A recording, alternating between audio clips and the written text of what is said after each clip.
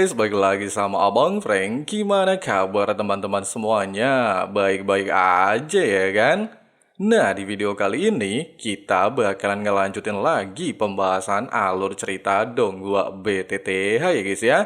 Tapi sebelum masuk ke dalam alur ceritanya, kita rekap dulu sedikit aja episode sebelumnya. Berkat bantuan Saint Api Pemurnian Iblis, seluruh orang pada akhirnya terbebas dari ruang formasi kuno. Bahkan dengan cara yang cukup kejam, Saint Api Pemurnian Iblis pada akhirnya menuntaskan seluruh peninggalannya, serta menghapus kesadaran api pemurnian iblis dan membawanya mati bersamanya meninggalkan benua Doki. Singkatnya, memanfaatkan waktu terjebak di dalam alam api pemurnian iblis, serta tidak akan ada orang yang mengganggunya, Xiao Yan lantas bertekad untuk memurnikan api surgawi peringkat ketiga tersebut. Bahkan Sun Er tidaklah tinggal diam, dia turut membantu calon suaminya melewati proses paling kritis. Terus gimana sih kelanjutan alur ceritanya? Penasaran ya kan? Jadi langsung aja simetriskan posisi rebahan kalian. Inilah waktunya kita baku hantam.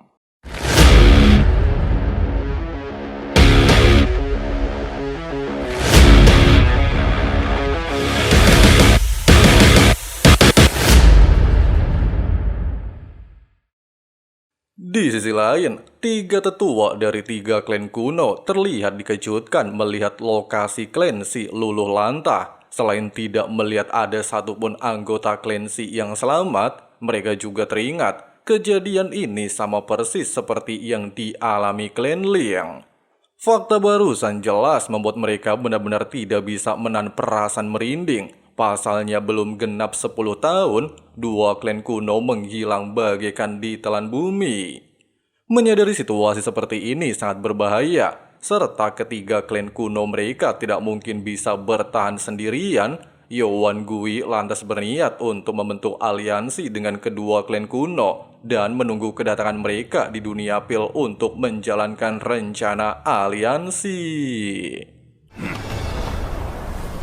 Sementara itu di klan Gu, para tetua agung juga telah mendapatkan kabar tentang menghilangnya klan Si. Mereka bahkan merasa heran klan Si tiba-tiba lenyap begitu saja tanpa meninggalkan jejak.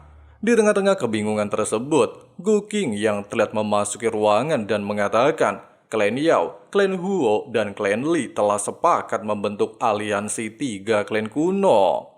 Mendengarkan hal tersebut serta klan Gu tidaklah mendapatkan undangan bergabung dengan aliansi yang belum pernah terjadi antara klan kuno sebelumnya, jelas membuat para tetua nambah panik. Pasalnya ketiga klan kuno pastilah telah mencurigai klan Gu dan klan Hun sebagai dalang menghilangnya dua klan kuno. Meskipun pada dasarnya klan Gu benar-benar tidak terlibat dalam dua kejadian besar tersebut, namun apalah daya, mereka tidaklah memiliki bukti untuk membersihkan nama klan Gu. Tidak sampai di sini, sejak klan Ling pertama kali lenyap, Gu Qing yang telah membawa banyak ahli kuat untuk memantau dunia jiwa, namun tetap saja tidak menemukan tanda-tanda apapun.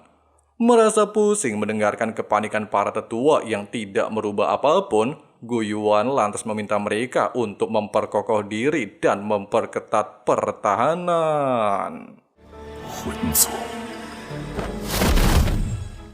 Di sisi lain, mendapatkan inti jiwa yang tidak berbobot dari para bawahannya, Hun Miseng terlihat sangat emosi, serta meminta mereka untuk segera meninggalkan tempat ini daripada kena amukan lebih parah. Bersamaan dengan kepergian para anggota Aula Jiwa, Tetua Hun Qianmu yang merupakan doseng bintang 6 terlihat menunjukkan diri, serta mengejek Hun Miseng pastilah telah mengalami kekalahan sampai-sampai tidak bisa menahan emosinya. Di saat Hun Miseng meminta maaf tidak memberikan sambutan hangat, Qianmu mengatakan, pertama gagal merebut api pemurnian iblis, kemudian terus-menerus mengalami kekalahan. Bahkan jiwa-jiwa yang dikirim Aula Jiwa tidak lagi memuaskan klan Hun, serta membiarkan aliansi Istana Langit memanfaatkan kesempatan untuk berkembang, benar-benar menghambat rencana besar mereka. Hun Miseng beralasan, dia sedang melakukan latihan tertutup sehingga tidak bisa mengontrol para bawahan. Terlebih lagi tidak harus semua kesalahan aula jiwa dibebankan kepadanya. Tidak lagi mempermasalahkan hal tersebut, serta memang tidak ingin mencari-cari kesalahan, Hun Qianmo lantas menjelaskan, menurut informasi, gurun tempat api pemurian iblis mulai menunjukkan tanda-tanda pergerakan. Di saat Hun Mi sang terkejut dan beranggapan apakah Xiaoyan masih hidup, Hun Qianmo mengatakan, meskipun hal itu belum bisa dipastikan, namun satu hal yang pasti, jika Xiaoyan benar-benar mampu keluar dari ruang api pemurian iblis, maka dia pastilah sudah memurnikan api surgawi peringkat ketiga tersebut. Dengan adanya alasan itu, dan tidaklah ingin membiarkan kelompok Xiaoyan terus berkembang, Hun Qianmo terlihat memberikan benih api surgawi peringkat kedua kepada Hun Misang, serta memintanya untuk lebih dulu membereskan aliansi Istana Langit sebelum menghabisi Xiaoyan nantinya. Sementara itu, ketika Yao Chen dan Feng Zunze sedang memantau perkembangan para prajurit aliansi, mereka tiba-tiba saja dikejutkan dengan fluktuasi yang berasal dari Xiao Xian. Dia bahkan telah berhasil menembus ranah Doseng bintang 1.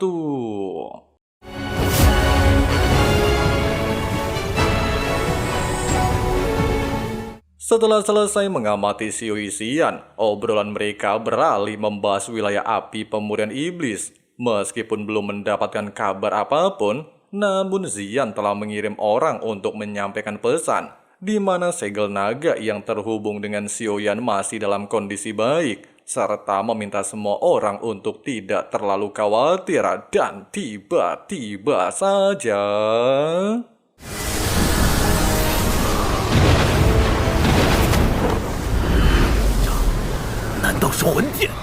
Nah, ternyata Aula Jiwa memberikan surat tantangan baku hantam sampai mati di Gunung Yunlou yang akan dilakukan 3 hari dari saat ini.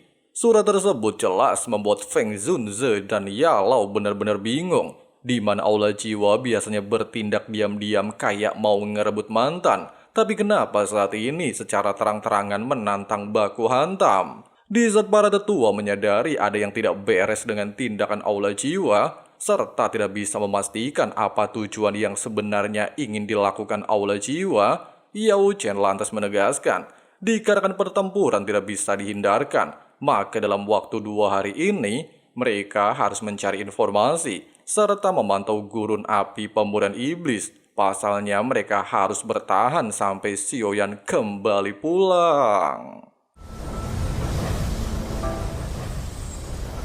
必须撑到萧炎回来。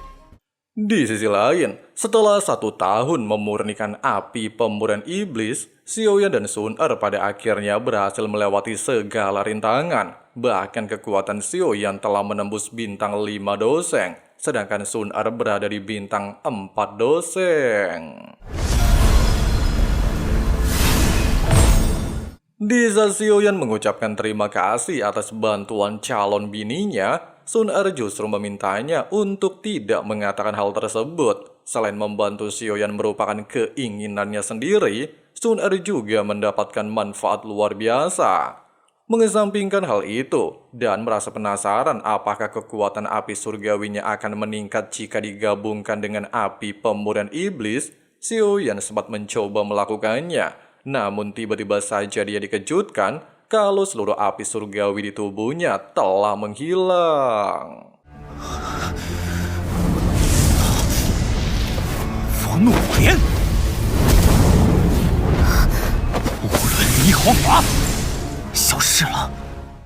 Dalam situasi panik, tubuh Xiaoyan tiba-tiba saja mengalami fluktuasi luar biasa hebat. Bahkan dia segera meminta Sun Er untuk menjauh darinya. Di momen ini secara mengejutkan, keenam api surgawi Xiaoyan keluar dari tubuhnya, serta menyatu membentuk sebuah bayi api surgawi.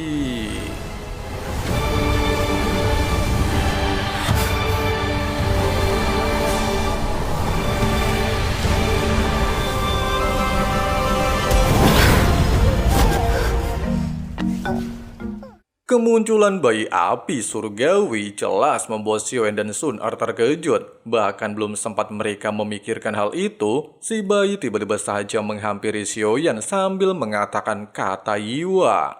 Meski menyadari bayi di hadapannya lahir dari penggabungan banyak api surgawi milik Xiaoyan, namun mereka samar-samar juga merasakan ada fluktuasi api surgawi milik Sun Er, di mana hal tersebut kemungkinan karena proses pemurnian yang sebelumnya melibatkan Sun Er.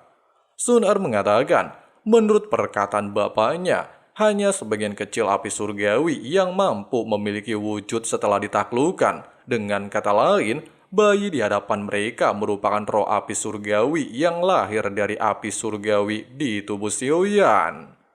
Di saat Xiaoyan merasa panik, bagaimana caranya bisa menggunakan penyatuan api surgawi jika semua api surgawinya berubah bentuk menjadi bayi? Si Yiwa tiba-tiba saja menunjukkan teknik api teratai Buddha dengan sangat mudah. Tidak sampai di sini, Yiwa bukan hanya mampu menciptakan satu teratai Buddha, melainkan 10 teratai Buddha dalam satu kali gerakan. Benar-benar telah melampaui teknik yang biasanya digunakan oleh Xiaoyan. Bahkan Yiwa juga mampu menggabungkan 10 api teratai Buddha menjadi satu teratai api pemusnah.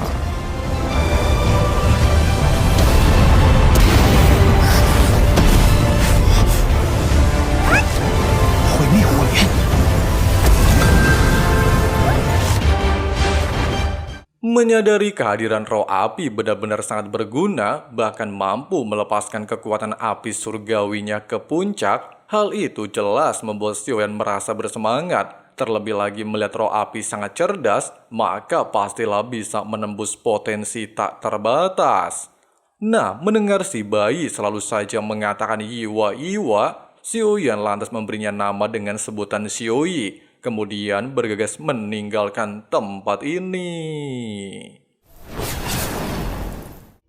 Nah guys, sepertilah pembahasan alur cerita Dong Gua BTTH episode 195-nya ya guys ya. Gimana guys alur ceritanya? Mantep ya kan? Gimana gak mantep orang Abang Frank yang nyeritain ya kan? Oke lah guys, makasih banyak banget buat teman-teman yang udah nonton videonya sampai habis. Kita bahas lagi di hari Minggu depan ya guys ya. Di sini Abang Frank si ketua sekte pamit undur diri dulu. See you and bye. Bye. Everything is a lie, you'll find that out in some time. But when the things on your mind are all considered a crime, communication aside, we'll all just fight till we die. Is this an argument, or just the start of it? Either way, I don't wanna be a part of it. Can I just get some space? I don't have the heart for this. I can't be picking up the pieces, fixing scars from this. Is this an argument, or just the start of it? I wanna drive away so I can be so far from it. I wanna find a place where no one breaks their promises. Or maybe drown myself in something that is bottomless. Take me back to a place where I felt at home. Take me back to a day when we weren't alone. Take me back to an age when the world felt small.